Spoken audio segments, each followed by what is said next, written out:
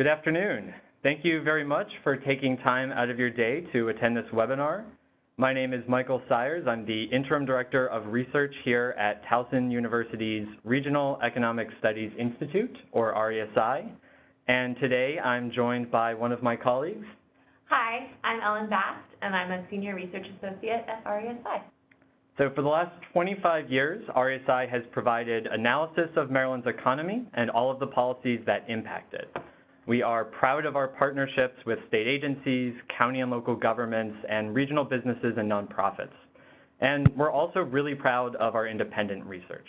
So for example, many of you may know this, that twice a year we hold a large conference focusing on our forecast of Maryland's economy, as well as research on different hot topic areas for the state.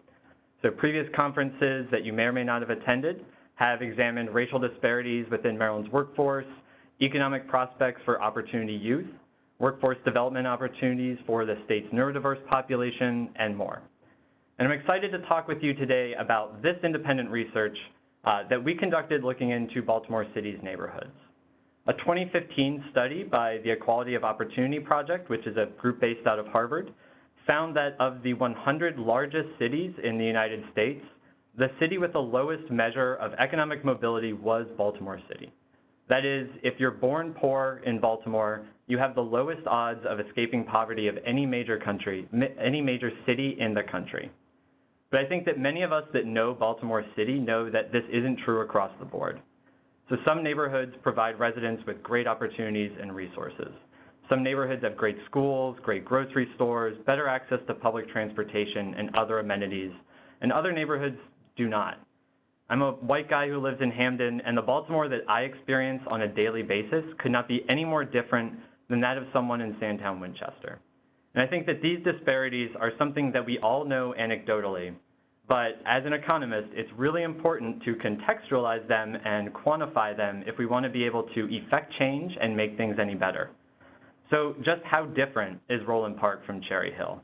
What does the housing stock in Southwest Baltimore mean for people trying to provide for their families? Why do we see demographic patterns in the city that you might hear called the white L or the black butterfly? So what we want to do today is to talk through some independent research that RESI completed that tries to answer and address some of these questions. Understanding these discrepancies, as well as some of their causes and consequences, is crucial to beginning to combat the issue and make our city one where everyone has the same access to the truly world-class opportunities that exist here.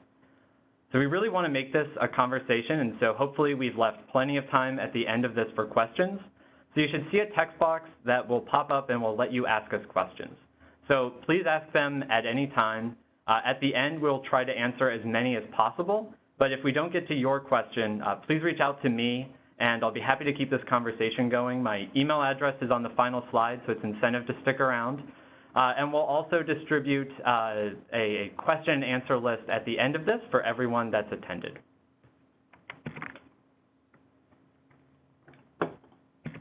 And so to begin, I'd like to start off with just some basic definitions and to talk about what it means when we talk about disparities.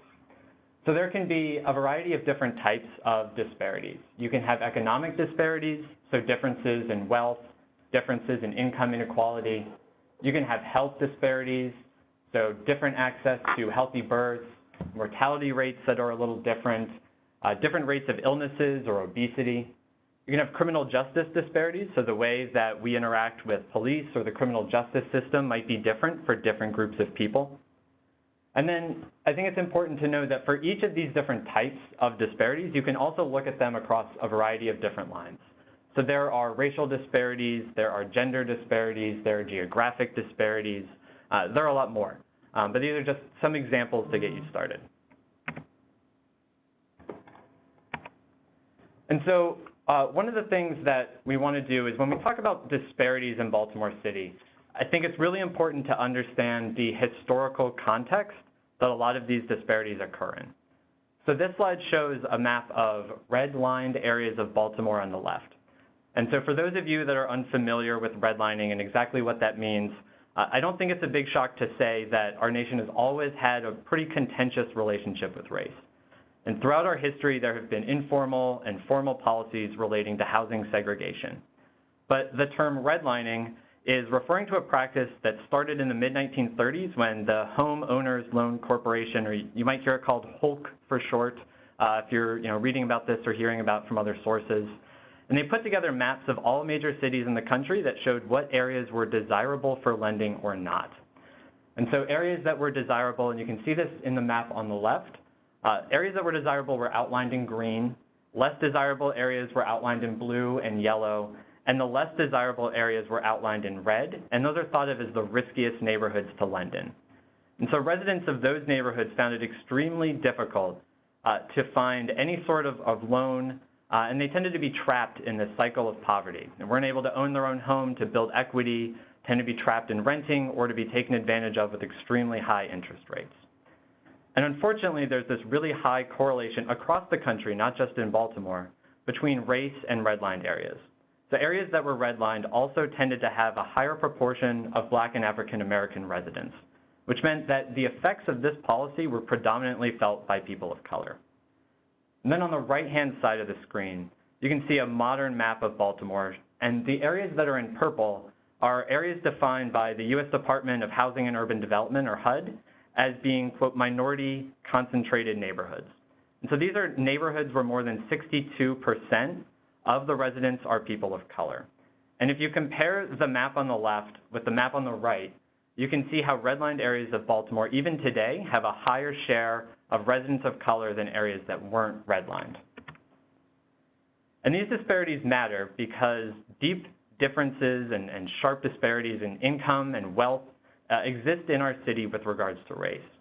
So one of the most worrisome statistics that I've come across is that 1/3 of Baltimore City households of color have zero or negative net worth.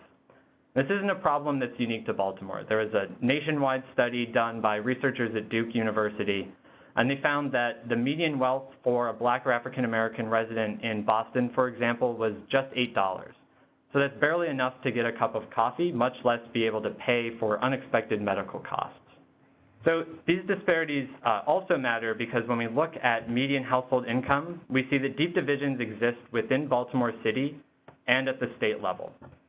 So white residents of Baltimore City have a median household income in 2016 of about $72,000, which is nearly double that when compared to Black or African American residents of the city. And you can see that there's also a pretty sharp difference for Maryland as a whole, where white non-Hispanic residents of the state have a median household income of over $88,000 compared to just $62,000, almost $63,000 for Black or African American residents. There's good news that these disparities in income do not exist everywhere, so Baltimore County is actually relatively equal. You can see that white non-Hispanic households within Baltimore County have an median income of about $74,000, whereas it's only about $71,000 for African American or Black residents of the county. Okay, so as Mike has shown us, we can see that these disparities exist and that there is a historical precedent and historical sort of trend over time that is leading into them. So there are a lot of different ways we could measure these disparities. We could look at a single statistic like the poverty rate or median household income. However, if we look at just one metric, we risk cherry picking our results or not being able to see the full context of the realities that people face. So in order to get a better idea of the bigger picture, we use an index measure. So that takes a lot of statistics and drills them down into one number that we can compare across areas. The UNDP, or the United Nations Development Program, has created a Human Development Index, which they can use to look at human development, human well-being across the world. And they look at 3 different dimensions: long and healthy life, or life expectancy, knowledge, or educational attainment, and mean years of schooling, so kind of like your education life expectancy, and then also income per person, which the UN uses gross national income per capita, which is just a way to look at income controlling for the size of a population.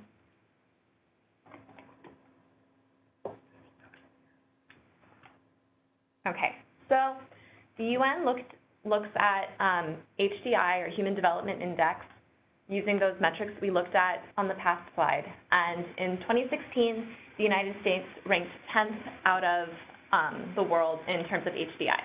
In 2017, the U.S. ranked 13th, and if we look at the components, we can see that the U.S. is doing better than their rank for mean years of schooling, so educational attainment and gross national income. But if we look at life expectancy or some health outcomes, we're doing not quite as well. However, as Mike has alluded to earlier, we know that the U.S. as a whole is not having, people across the U.S. are not all having the same outcomes. And the UN can look at inequality, and to do this, they use an inequality-adjusted HDI, which just does some statistical manipulations to look at and control for inequality. And in this case, the U.S. falls from rank 13 globally to rank 24. So we know anecdotally, or from being around in the area, that Baltimore has a lot of discrimination and disparities, and we know that the U.S. as a whole also experiences these disparities. So we thought that Baltimore would be a really interesting case study to take the UN's methodology and sort of look at it on a local level. And as Mike talked about earlier, we know that Baltimore is ranks last in terms of economic mobility, and that Baltimore is also fairly economically and racially segregated. So we thought that Baltimore would be a good example to be able to really look at these disparities on a local level and provide more clarity on what we're seeing in those national trends. So to do that, we used the same methodology, or as close to the same methodology as we could, from the UN. So we looked at data from the Baltimore City Health Department and the census to calculate out the same metrics that the UN used. So we looked at life expectancy by neighborhood, mean and expected years of schooling in terms of educational attainment and educational enrollment, and then income per capita. Great. So after looking at the 4 metrics that Ellen just mentioned, RSI generated an overall human development index score for 56 different neighborhoods within Baltimore City. And so the city average was a score of 0.821, which, just to put that into a global context, is similar to that of Bahrain. And then looking at the 10 neighborhoods here with the highest HDIs, there are a lot of neighborhoods that have these pretty lofty country comparisons. So you have neighborhoods that are most similar to Norway, to Iceland, to the United Kingdom, the United States, Luxembourg, and so on. And so you have these really high standards of living in many of these neighborhoods. And if you think about where they're located in Baltimore, if you know the city pretty well, I think that you know pretty much where most of these are. They're going to go down a very narrow band in the middle of the city and then kind of hug the waterfront.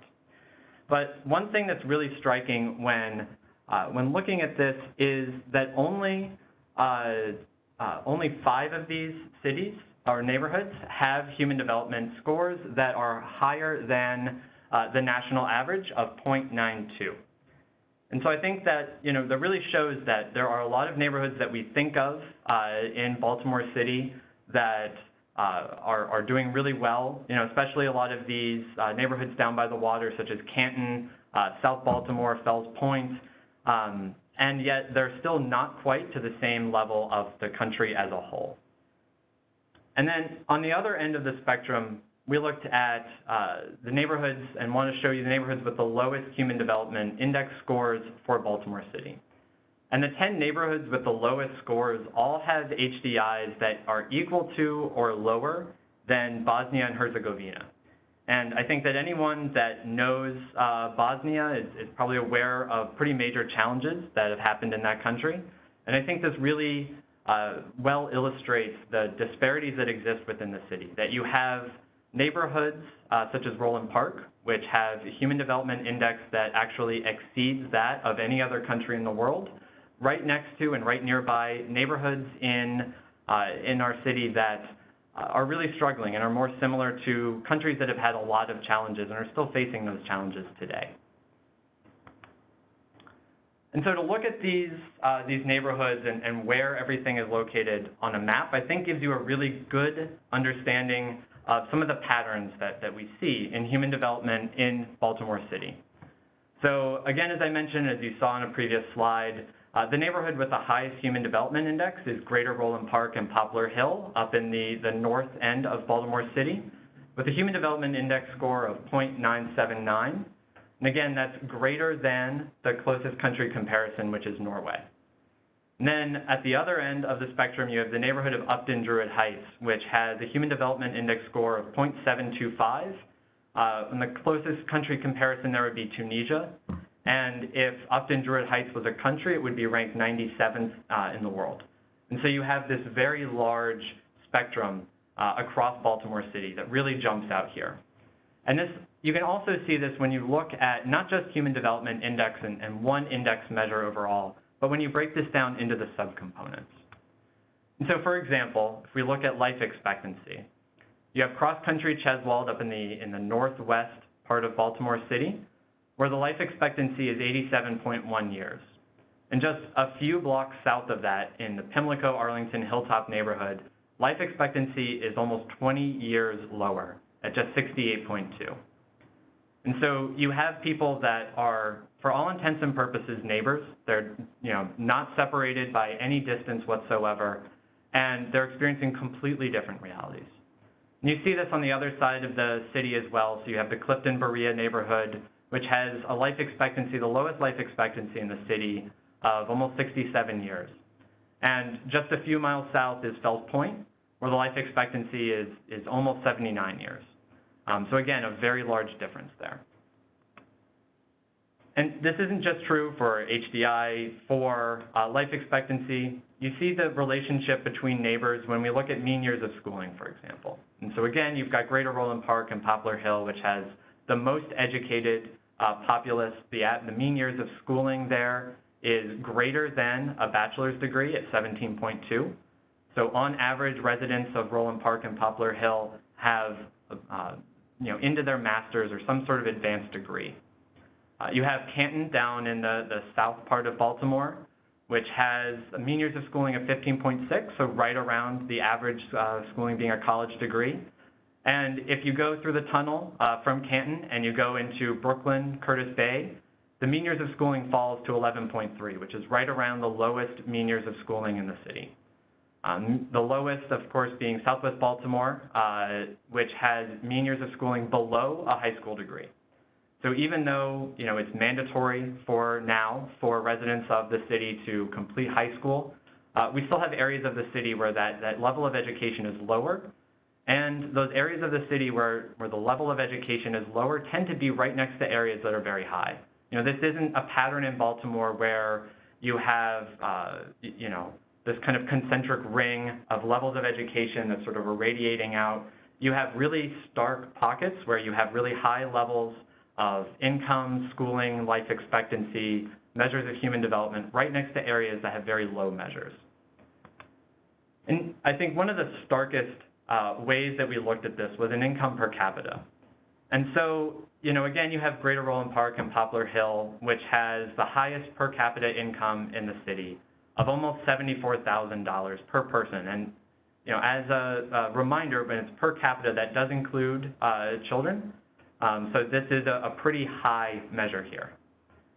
And, when we look at the relationship between neighbors, I think one of the starkest, comparisons here is the Inner Harbor and Fed Hill, which has income per capita of about $64,000.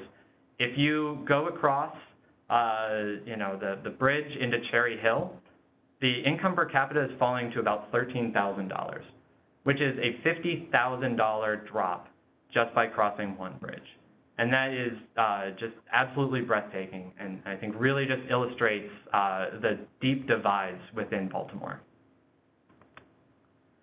And I think what we want to do is bring this back to a historical context. And so the pattern that we see for Human Development Index, for life expectancy, for mean years of schooling, that's the same pattern that we see when we look at which areas of the city were redlined, which areas of the city are currently experiencing high levels of segregation.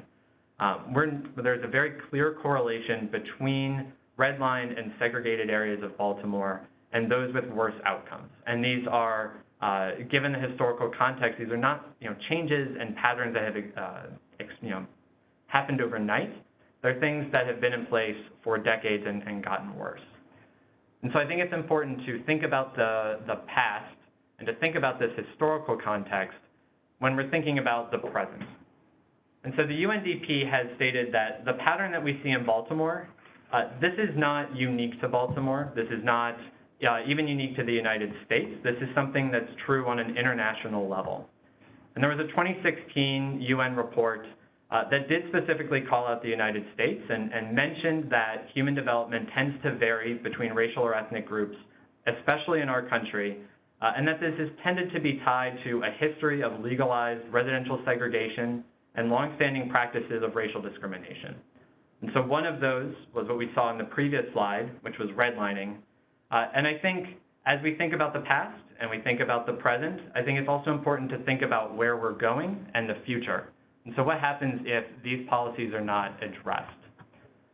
And so what I want to do is talk a little bit about housing vouchers and Section 8 housing.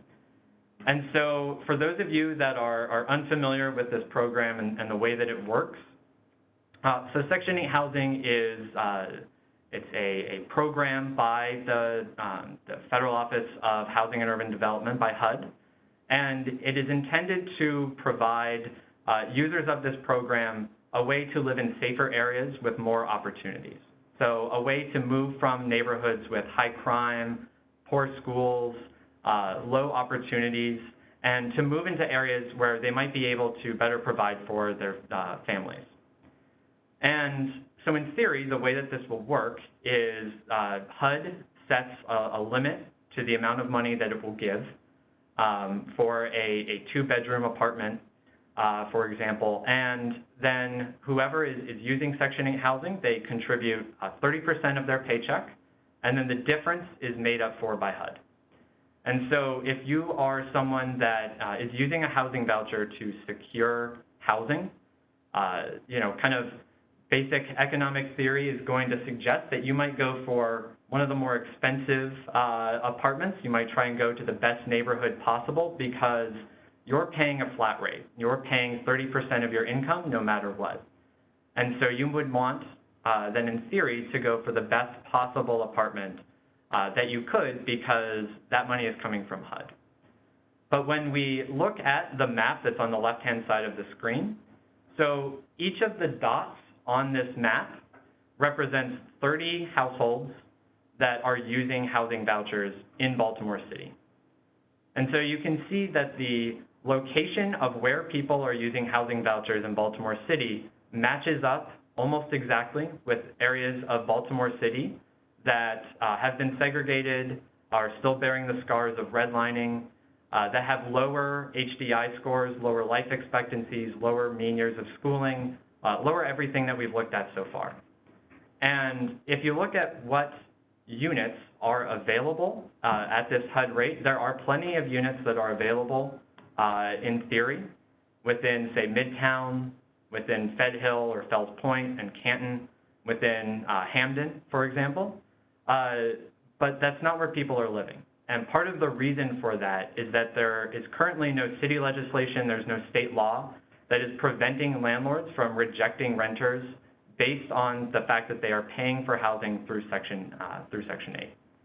And there have been efforts to make this not the case within both Baltimore City and statewide, but currently on the books, that's not the case. And so I think that there's a lot of concern for the future if the denial of vouchers becomes a modern form of redlining. So we've already seen so far how redlining and policies from the mid-1930s, almost 100 years ago, how those scars are still being seen and evidenced within Baltimore today. And so I think we need to be very careful when looking at the future to make sure that we're not making the same mistakes, that if we have programs that are intended to lift people out of poverty, that they're doing so in the way that they're intended to do. Okay, so we've seen that there's most definitely unequal human development throughout Baltimore City, and we've seen that a lot of it, that this is due to historical trends, historical realities, but sort of how can we think about how these statistics that we see in a spreadsheet or we see in a PowerPoint, how do we see them manifest in the city? So a couple examples that we've looked at for this round of research include homicide rates throughout the city, presence of food deserts, infant mortality rates throughout neighborhoods, and adverse childhood experiences, or ACEs. And as you might notice, a lot of these consequences or evidence that we're going to look at relate back to the component scores of HDI. So these consequences affect HDI, and HDI contributes to these consequences. So it's a feedback loop. It's not a one-way relationship. So we know from global political science research that violence is especially pronounced in areas where there's a lot of inequality, and this is a term called relative deprivation. So it's not so much that poverty leads to violence or violence leads to poverty, it's that there's more violence when the haves and the have-nots exist in close proximity, and the have-nots can see what the haves possess. So this provides a really interesting example for Baltimore. So we know that Baltimore has a really high homicide rate, but if you look at it in terms of neighborhoods, the homicides are not distributed equally throughout the city.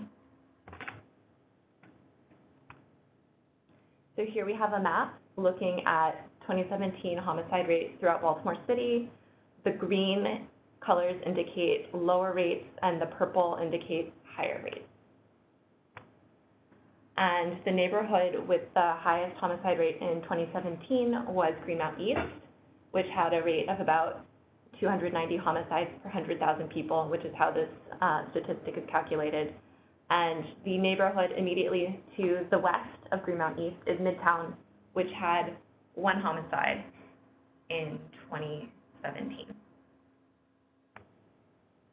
Another example is that of food deserts.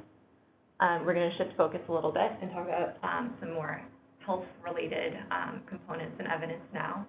So food deserts are areas where residents have limited access to healthy food options. In terms of defining food deserts, they're areas where there's lower income, where there aren't grocery stores nearby, and residents have limited access to cars to be able to get themselves to grocery stores that may be farther away.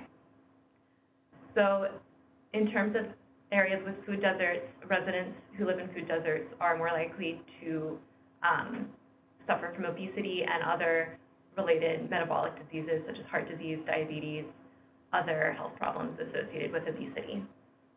We have a map of food deserts in Baltimore City, and as you can see, the lighter colors indicate that there are low incidence or a very small amount of the neighborhood is covered by a food desert, whereas the darker colors are have more land area covered by food deserts.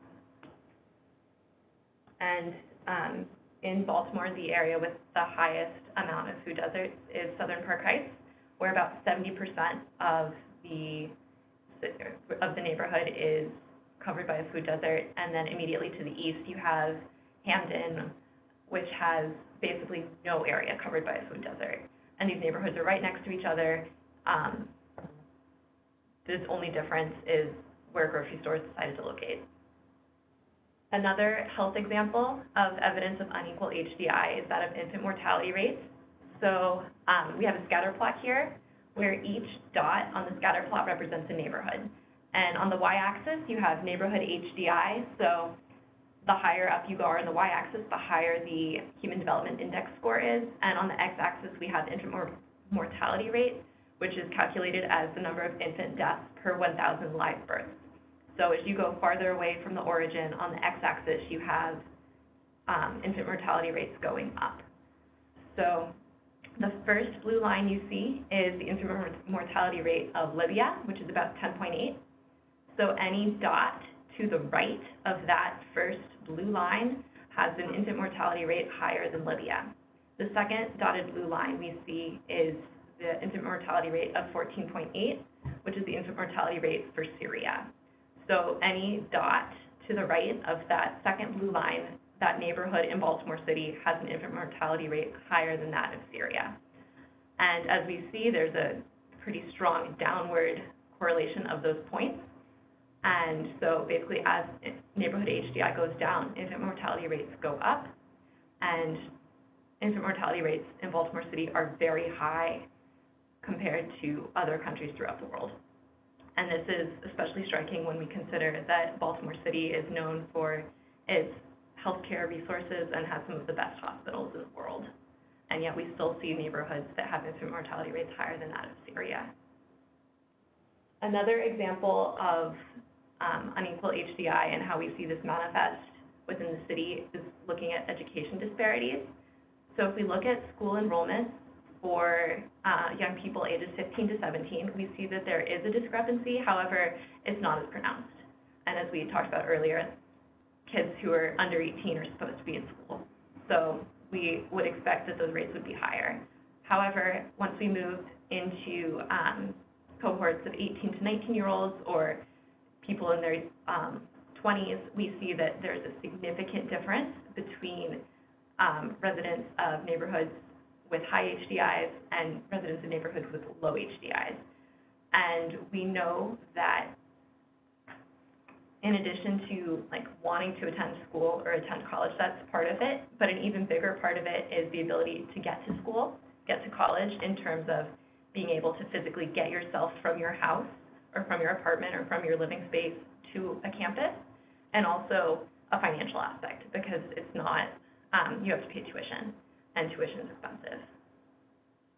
So we can see as children become young adults and pass through the education system, we can see disparities as they come towards the end of their time in their educational careers. But if we take a step back, we can also see it in terms of what they experience as children, as younger children. So we can look at ACEs, or Adverse Childhood Experiences, which are, it's a way to measure, as the name suggests, adverse childhood experiences or traumatic events that happen to children. And we know that these are correlated with worse outcomes later on because of the trauma that children experience. On the right of your screen, you see ACEs experienced by Baltimore City children and the percentage of children that experience those specific ACEs. And two of them, extreme economic hardship and being a witness to violence, we know from what we've seen earlier in this presentation are not distributed evenly through the city. They are concentrated in areas where we know that discrimination has existed for centuries. To give you an idea for how Baltimore City as a whole compares to the state and nation, we know that a little over 30% of Baltimore City children have experienced at least 2 ACEs. Statewide, it's about 20%, and nationwide, I believe it's about 23%. So if you look at the city as a whole, we know that experiences of children in the city as a whole are they tend to experience more traumatic events than children elsewhere, and we know that these experiences are not distributed evenly throughout the city.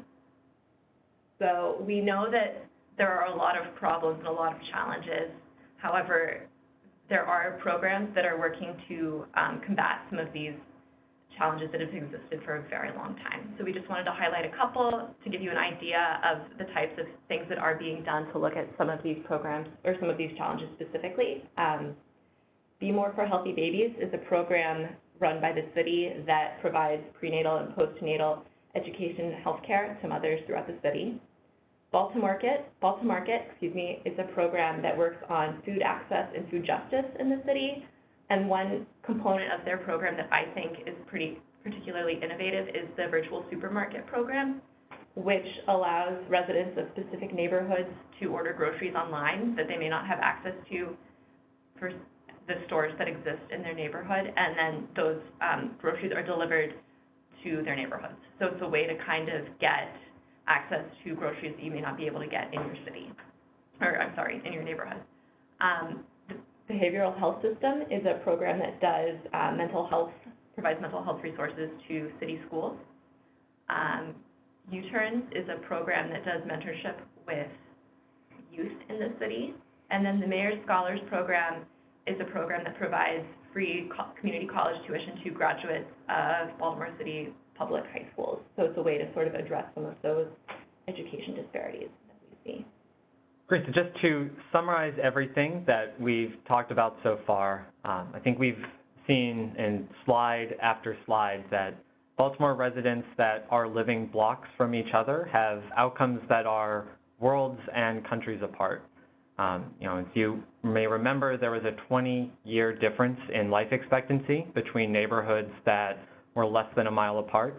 There's a $50,000 difference in per capita income when you just cross the bridge from Fed Hill into Cherry Hill. These uneven Human Development Index scores that we are seeing across the city are leading to a range of consequences, and as Ellen mentioned, there's a big feedback loop that's happening here. So there's increased homicide rates, there's increased infant mortality, a variety of other consequences, and those are in turn acting back to kind of keep this cycle going. This is not just something that is the result of policies that happened 80, 100, or more years ago, and then that's it. These are kind of a cycle that we need to try and break out of. And, I think that, what we wanted to think about in terms of next steps are kind of, there's a variety of different next steps that we can do. So here at the Regional Economic Studies Institute, as the name suggests, we are an economic research firm, and so a lot of our next steps for independent research are going to be extending the work that we've done here. So one of the very obvious next steps is to look at the Human Development Index over time. So in theory, across the world, the HDIs should be increasing. That's the trend that we've seen at the international level.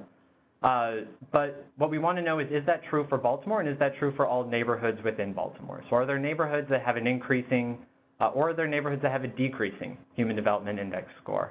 Are there areas of the city that we really need to pay closer attention to, beyond what the stark divides in this presentation would indicate? Another extension for us here at RSI is to look into occupational opportunities. So if you attended the Maryland Workforce Outlook Forum back in May of this year, we presented research on occupational differences and disparities within Baltimore City. And I think that it's really important to understand what differences exist in how different residents of the city find employment. One way that people find employment and are able to access employment is through transit. And so understanding how access to transportation, how reliance on public transportation, how that differs across the city, I think is really important to understanding human development. I think, one of the things, if you look at the map of HDI within Baltimore City and you trace the light rail, you'll notice that the light rail goes right down the middle of Baltimore City, right through neighborhoods with the highest Human Development Index scores. And so I think it's really important to think about how people can access public transportation and find access to all of the different employment centers that exist within Baltimore. It's not just downtown, it's not just Sparrows Point, it's not just the Amazon distribution warehouse, but how we can get all over the city. And then, last but not least, we want to be looking at housing analysis, how neighborhoods and Human Development Index scores are impacting housing prices and vice versa. What does the high rate of vacancies in Baltimore City mean for Human Development Index scores? How does the fact that, a huge majority of our housing stock has homes with lead paint, how does that impact how children are growing and interacting in our city? How does the high vacancy rate, Baltimore was a city that at one time, they have a housing stock, I think, built for 1 million people, and we currently have about 600,000 living within the city limits. And so understanding that relationship, I think, is really important. And then one of the things that we get asked a lot when we do presentations with people is sort of, I'm not a policy maker. I'm not a delegate in the Maryland House of Delegates. What can I do to make a difference? I'm just an ordinary person. And so we have a couple things here on the screen that I think on the one hand are maybe a little cliched, and we may have heard them a lot, but I think they're still really important, and I think doing more of them will start to make a difference. So obviously the first one is talk to your elected representatives about issues that are facing your community and that you're particularly passionate about. Politicians and our representatives are not going to be able to have the same leverage to move things forward unless they have your backing. I think the second point here is really important, which is just get out of your comfort zone and talk to your neighbors. And, you know, there are people that live blocks away from us that are experiencing different worlds. We might go to the same grocery stores. We might see each other even in the same schools. We might see each other at the parks with our children. And so it's important that we talk to people, that we not continue to put up these walls, that we understand the life experiences that other people are going through. And then I think one of the clear next steps is, as Ellen mentioned in one of the previous slides, there are a whole host of programs that are working on addressing inequalities and disparities within Baltimore City. And by no means was that list an exhaustive one. There are a number of nonprofits, a number of charities, a number of religious organizations that are working to make Baltimore City a more equal and more just place. And so I think that if this is something that drives you and you want to make a difference in, volunteering for one of them, donating your time, doesn't have to be money, but donating your time is really important, and working to address inequality and working to make the lives of people that might not have the same levels of opportunity and access to resources is extremely important. And with that, I think we would like to kind of start the conversation with you. Again, as I mentioned at the beginning of this, if you're not able to stay for the whole time or we're just not able to get to your question, please send me an email. My email address is down here at the bottom of the screen. We are really interested in hearing from you and talking with you and finding ways to extend this research and partner with you on ways to make Baltimore a better and more equal place for all. So thank you very much. Okay. So we've gotten a couple questions so far. I'm going to read both of them, and I think Mike might have some thoughts on them. But the first question was, is redlining still done, and is it legal? And then the second question was, since there's not legislation specifically focused on preventing landlords from rejecting housing vouchers, would we say that this is currently the strongest force working against individuals receiving vouchers and their ability to break the red line zone? Yeah, so those are some really good questions. So, you know, redlining and those maps that we displayed, those maps are not in use anymore. You know, those maps, the one that was shown is from the 1930s for Baltimore. I forget exactly when that practice kind of fell out. But I think what's important to understand are those the scars that redlining has left on Baltimore City. And I think that the housing vouchers are kind of one way that policy is continuing, and it's not a you know, a practice de jure. It's not something that's legislated. It's a de facto practice where landlords simply do not have to take on that risk if it's not something they're willing to do. I don't know that it's maybe the single strongest force that's driving the disparities that we're seeing. I think, you know, really part of what we wanted to do with this presentation is highlight that it's not just one thing, and that makes it really difficult when we think about how to correct the issue. You know, it's not just housing vouchers. It's not just, you know, making sure that Baltimore City schools have heat so that children can attend school in the winter and not have to have all their parkas on. It's not just making sure that we have public transportation that allows people to reach jobs. It's not just making sure that our employers within the city are providing the same access and opportunity to positions to everybody equally. I think it's really a whole host of issues. I do think that the housing voucher issue is incredibly important, but I think that it's just one component, because what it's doing and what we would like to see is that we're moving some of the neediest, most vulnerable members of our society from low-income neighborhoods into neighborhoods where there might be higher opportunities and higher levels of access. But that same policy it's only doing that one thing. It's not at the same time lifting the neighborhoods that have fewer resources and fewer opportunities. It's not lifting those neighborhoods up. And so it really does need to be a fully fledged policy that's coming at things from all angles and not just one single approach. We've gotten another question of, the slide mentions that Baltimore ranks last in HDI. Is this statewide or nationwide? So for this, so Baltimore City overall does rank below the national HDI.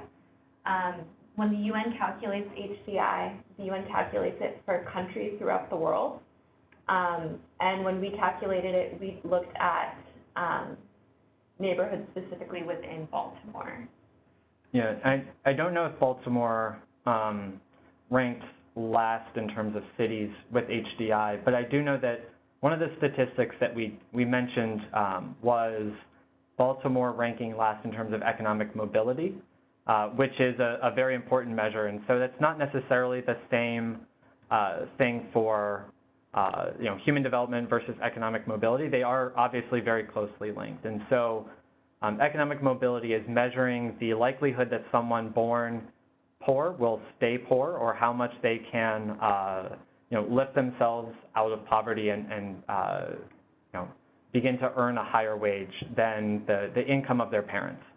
And in that measure, Baltimore ranks last out of 100 major cities in the United States. And that's obviously something that's very concerning, and it's related to all of the other issues that we've been talking about today. I don't want to sound like a broken record, but I do know that one of the main reasons that we see that tend to be access to employment, access to good public transportation that will let someone get to a better paying job. There have been some pretty heartbreaking stories that have come out on different news networks showing the journeys that people make from, say, West Baltimore to the Amazon distribution warehouse, and how they have to take 3 buses, and if there's a delay, because there sometimes tends to be, that's not MDOT's fault, but just because delays do happen and there's weather-related issues, that can traffic, that can really limit someone's ability to get a good paying job. And then there's other things that go along with that. Okay, so we've had some more questions. A couple of them I'm just going to answer quickly. These results have already been published. We have a paper on our engagedpu.com website that has the full text, full methodology, anything you could ever want to know about how we calculated this analysis is all in that paper. It will be emailed out with, Monday, will be emailed out Monday. A question about the redlining map from the 1930s. What do the white areas represent? The white areas represent, let me pull this map up. The white areas represent areas where there were no limits on mortgages. So banks were very happy to lend, went past it. Banks were happy to lend to the areas in white. Mike, this might be a question for you. Okay. Do you think some people in these less disadvantaged areas live there because that's what they know, they're comfortable and their support system is there? Yeah, so the question was,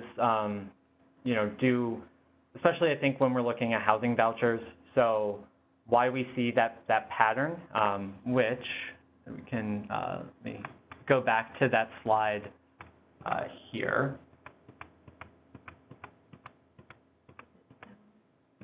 Oh, was it down? No, wrong way.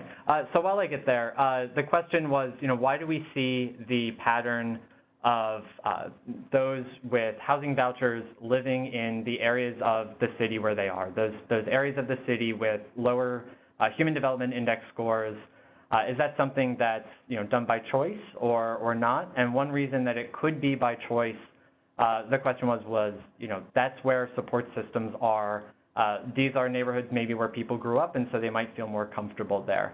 And I think that is, to an extent, a good point, that it's not just, sometimes as economists we can think of everything in terms of dollars, and so someone would just want to live in the most expensive unit that they could afford, or would be given access to with the HUD Section 8 housing. But I don't think that that's the only reason by a long shot.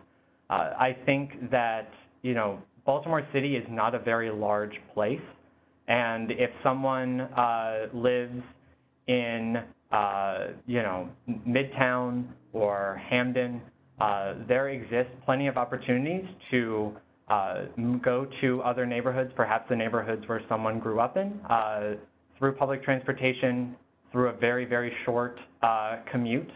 And so I don't necessarily think that that's the main reason driving people to where we see this pattern of Section 8 housing being distributed in areas with lower HDI scores, with historic segregation.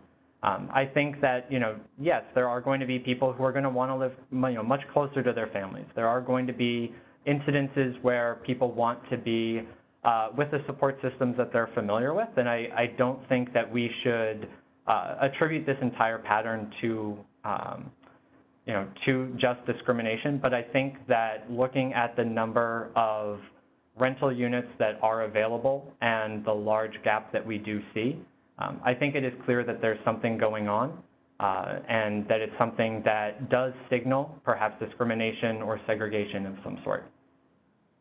The disparity in North Baltimore between red and green is quite stark. Looking at the HDI map, is the line that runs north-south and separates the two colors representative of Greenmount or York Road? Do we have that data? Sure, let me pull this back up here. So, yes, that to me looks like York Road. Could also be, Charles Street. There's obviously a variety of major north-south avenues in the city. My guess is it would more likely be York Road than Charles, just given where Midtown is. Roland Park and yeah. So we can double check that, and we'll make sure to have an update in the response to the questions that we distribute on Monday. But for right now, I would say that is probably York Road. So we have one. We can add this to our next steps for research. Would it be possible to calculate HDI for neighborhoods in the past and then compare that to decline or improvement? Mm-hmm. And then... And I should note with that, so the question was about, comparing HDI over time, and we have started that process. We do have data in place in order to begin that. We just haven't, tabulated the results and run them yet. So I think that is a very important next step.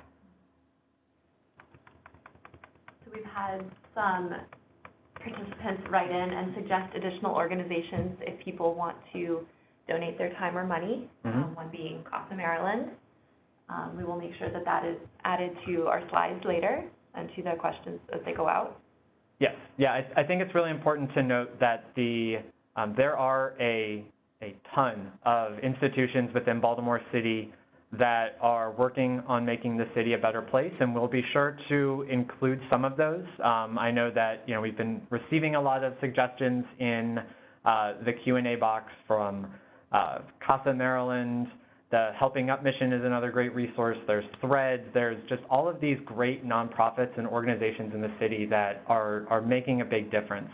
I do want to just note and stress that when you do get a sample in the email that we send out on Monday, that it is only that. It is only a sample. There are so many great organizations that are working on this issue. And so with that, I know that we are right at time, so I do want to make sure that my email address is up here on the screen for you. It is ms, as in Sam, IERS, @towson.edu.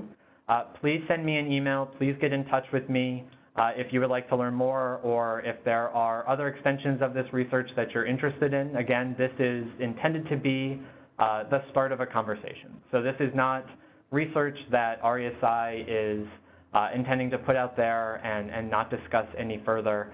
I think this is something that matters to all of us. Both Ellen and myself live in the city.